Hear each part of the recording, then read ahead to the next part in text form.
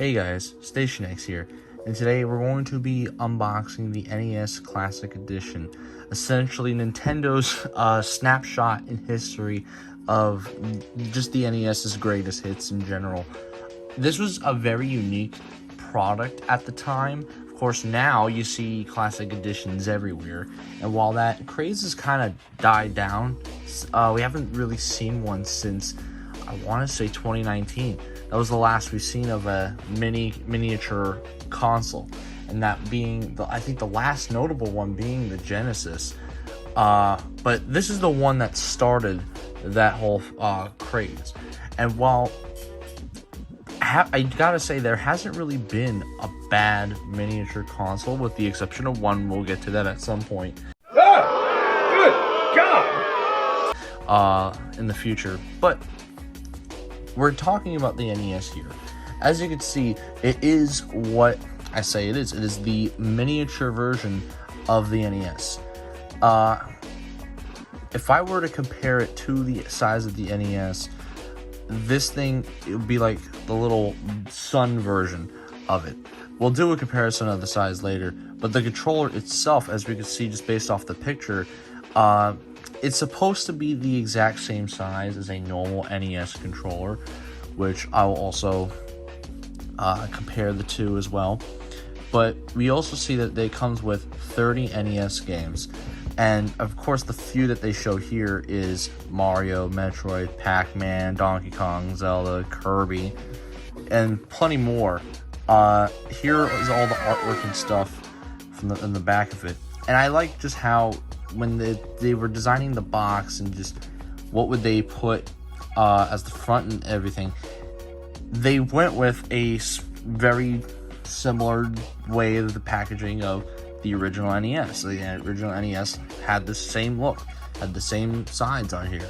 So I mean, this, for a collector who likes nostalgia like myself, it's super cool. And while probably a lot of people who collect video games a lot would have most of this stuff on various numerous things, if you were someone who enjoyed the NES and kind of just stopped with the NES, or wanted to introduce others to the NES as well, like say you're a dad or a mom and you wanted to introduce your kids to it, then I mean, this was such a perfect little Christmas present, and this retailed at the time with $60. So I mean, it was just a great kind of present to give somebody if you wanted to let them experience these kind of games in a very familiar sense. I mean, the only part of the experience you're not getting is just taking the physical cartridge itself and just sliding into the NES, because I mean, of course, there's no real moving compartments other than just, you know, the buttons still doing the same actions. But enough talking here. Let's just get this open. Just slide that right there. Pop that open.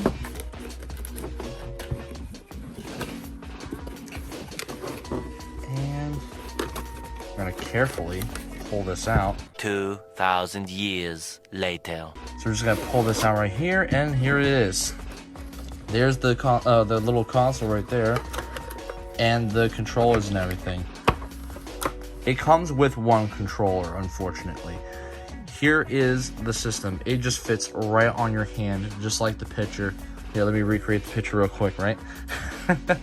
Like, this, honestly, was just really, I thought it was really cool to see this. And of course, it uses HDMI. Why is it upside down? I can't answer that question. It's just, I thought that was just a weird choice to do that. But I don't know. I'm not Nintendo. And so they also use like a basic USB cable, which is just, you know, I don't even know if it came with one. I don't think it did. It probably did. I just don't have it in here. It also comes with this nice brick, which, I mean, like, a lot of the times you see products don't come with these kinds of things, and it's very annoying because it's not everyone has these things lying around. And of course, you got your power button that works the exact same way, and the reset button that's not as squishy. It actually acts like a button, so that's pretty cool. Of course, this does not open. And yeah, you still got that little light that pops up, and don't worry, it's not going to be blinking or anything like that. You don't have to deal with that no more. And of course, this doesn't use USB, which I thought was kind of weird. You know, like you can't just plug a whatever controller you want into this. It has to be this port, which, I mean, the first time I ever saw that was on the Wii. It uses the same ports as the Wii with the nunchuck and all that, which theoretically means you can plug in a nunchuck, you can plug in the Pro controllers for those systems, and I think they do actually work. The Pro controller, I feel like does work on this as well. And of course, with the Super Nintendo having that same deal, you could plug the Super Nintendo in this one and vice versa, although the Super Nintendo would actually, would work fine and no problems really, whereas the NES would be missing buttons on that Super Nintendo version. But otherwise, this is just a very nice little neat piece of history here. And of course, we got the controller here, which, I mean, looks exactly the same. There's no difference here compared to the original. The D-pad feels the same, the buttons feel the same, all of it's the same except for this cable. This cable is so short compared to the original. You used to be able to go a pretty decent length from your couch. This, you couldn't go like a few inches away from your couch. Like, you can't have this too far from the NES, otherwise you're gonna knock it over. This was essentially like, it made it so that you essentially could only play this at like a desk or something. Like, it is a teeny tiny cable. That's kind of small. So what I'm going to do now is I'm going to go grab an actual NES and the NES controller just to compare, to see how different, specifically with the controller, but I mean, really there's no difference, and just the size comparison as well. So now we have the actual NES here, and as you can see, like, I mean, let's just bring this one over. Like, there is like, this one is just like the dad, and here's the little son right here. I mean, the size difference is just kind of astonishing how small this thing is. Of course, the NES is like 35, almost 30, like, I believe it's 35 years old at this point. So, I mean, the fact that, you can have like a smaller version of this, I mean, this shouldn't really be surprising, because you could play like NES stuff on way smaller things than this. But I mean, honestly, it's just kind of cool to have like the original feeling, the experience of something like this, because of the fact that this original model specifically, because they had made two versions, this model specifically just doesn't seem to want to function nowadays. This is such an old console that it's starting to go the way of the Atari a bit, where it just does not want to seem to function, specifically on modern TVs, and also because of the fact that this mechanism right here gets, like, there's pins that get loose, so your games won't load up on the TV. There's always this like trick to get it to fix it so where you could get the pins working again, but it's always usually a temporary fix. There's always got to get some kind of thing repaired. I mean, I don't think there's any NES that's still working functionally to this day. I mean, as far as I know, they either all go to the way of either getting repaired or it just straight up doesn't work anymore. Let me know if you guys still have an NES that's still functional, that can work and without it needing to be repaired. Like, I'm very interested to hear or see like how many of those are out there. But as far as I'm aware, pretty much all of them kind of end up in this way because of how old it is. I mean, like I said, we're talking 30 plus years here. So even though, yeah, you can't play your physical games on this, it's still very nice and neat to have, because of the fact that this thing has 30 on it, and it plays pretty much all the games that you would want on the NES, all the big hitters, all the ones that, everyone ever recommends you to play on the NES, they're there.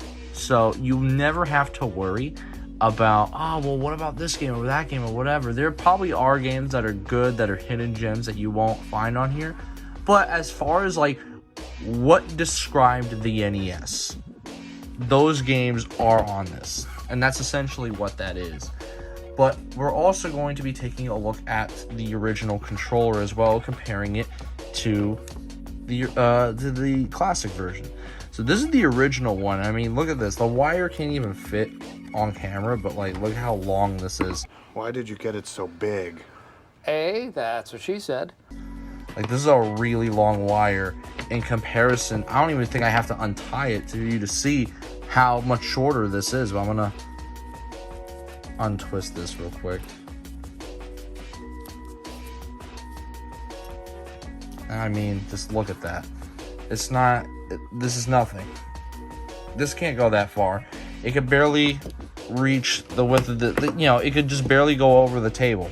That's how small the cord length is. That's what she said. Michael. But other than that, I mean, there is just straight up no difference, other than the color being different just because this is old and this one's just brand new. And I'm sure there's like other added information on the back, but as far as aesthetics go and feel, this is an NES controller, and this is also an NES controller, and they feel exactly the same. So you're still getting that same nice NES feeling that you would get from playing an original controller. And so it's just a shame that the cord is so small. Honestly, if there's an adapter, I would just use the original and that'd be it. Or a cord extender, but you really shouldn't have to buy these extra things. It should just be a thing that comes with.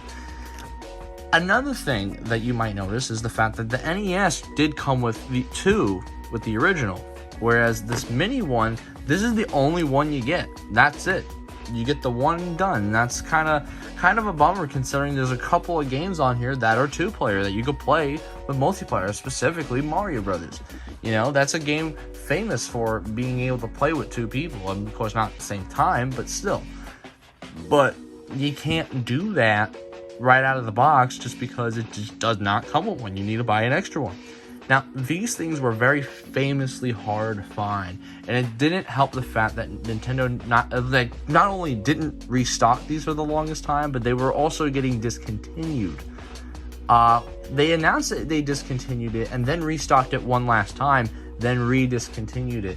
I got it during its second wave, like its second reissue, because I did not have the money at the time to buy it when it first came out. That, and also I didn't even hear about this thing until after it was sold out. So I mean, I was just not aware of this thing until I was too late. But when I was aware of it, I was so upset that I could not get one because of how cool this thing was. It's something that at the time I didn't even have an original NES, or at least one that worked. So I couldn't even play my original NES games that my parents had back in the day. This allowed me to have that opportunity without having to worry about the thing breaking down. So when they finally reissued it, I was able to get my hands on it. And boy, am I happy that I was, because this thing is beautiful. But that'll pretty much be it today. There's really not much to this thing other than the fact that you can just play a snapshot in history of the NES throughout its lifespan. And I mean, what more can you ask for with a mini classic edition console? This kind of set the standard for what we should expect an NES, like a retro classic edition to be. But that'll be all for today. I've been Station X, and have a good day.